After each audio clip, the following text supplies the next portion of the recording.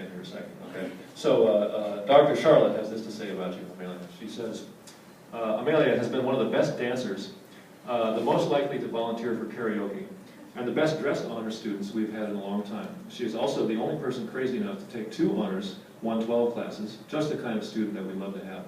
Serving on the HSA and the Honors Program Committee, she has done her best to help guide the program during her years here, and she will be sorely missed. And you're a triple major, isn't that right? What were your majors? History, International Relations, and Political Science. History, International Relations, and Political Science. So triple major boggles my mind. I have just a brief story about Amelia. Amelia is wonderful. I met her 2 years ago when I chaperoned the SU contingent of students who went to the NCUR National Conference on Undergraduate Research when it was held in Missoula, Montana. And we had this very, very long trip to get to Missoula.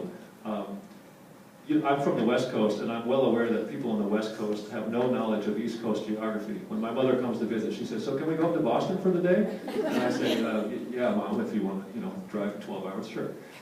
Whereas folks out here don't know Western geography very well. So when I inquired about the itinerary, they said, "You're going to be taking a bus to Baltimore, you're going to be flying BWI to Denver, you're going to touch down in Denver, then you're going to fly to Oakland, California, then you're going to fly to Spokane, Washington, and then take a bus to Missoula." And I thought, has anybody looked at a map? Why not just fly a little more direct? They said, "Oh, it's fine. When you get," I said, "Why are we landing in Spokane and taking a bus?" They said, "Oh, it's just a half hour." A half hour. I know that territory. It's 4 hours over 10,000 feet, 10,000 foot mountain pass. So we traveled for about 22 hours, right? And usually when I travel for 22 hours, I'd like to be in Thailand at the end of the day, not just Missoula, Montana. So we get to Missoula, we get to Spokane, and it's midnight, everybody's exhausted. You remember this trip. And so we're going to go over this mountain pass. And I think, okay, it's now 2 in the morning, and we've got a 3-hour drive over this pass. And I think, okay, I'm exhausted, but I'm going to have to stay up and make sure that this bus driver doesn't fall asleep and create one of these stories. Bus driver falls asleep and pitches us off in the sweet by and by. So I say to my chaperone, my co-chaperone, my colleague, who I will not name, and I said, "We need to stay awake because we just got to make sure our bus driver stays awake."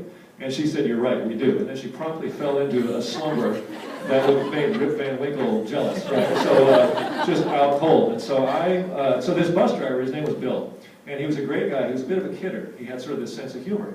And I said, "So this must be really lovely during the day." As we're at the top of the pass, headed down into the Grand Forks River Valley, and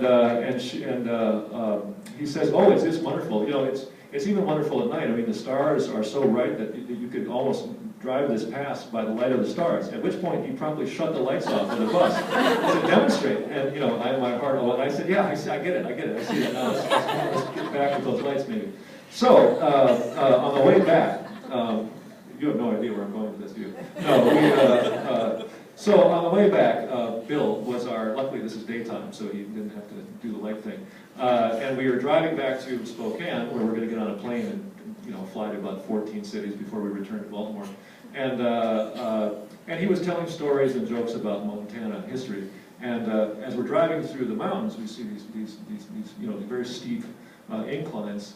And Amelia was sitting near the front with me and with her good friend Bobby Oddly. And she was asking Bill, the bus driver, questions about Montana. And he said, one of the most interesting things about Montana is that the cows that are sort of pastured on these mountains, they grow up with really, really short back legs. And Amelia said, "Really? That's amazing." And at this point, Bobby leaned over and said, the thing with the legs is true. It's like he's teasing you. The mountains and the lake and back there. And he goes, "Oh," and she laughed and just laughed it right off. And to me, that says a lot about Amelia. She's just absolutely, she's whip smart, but also sweet and kind and generous and maybe a little bit gullible. And she's just wonderful. And I'm a father of 2 daughters. I hope my daughters grow up to be like Amelia.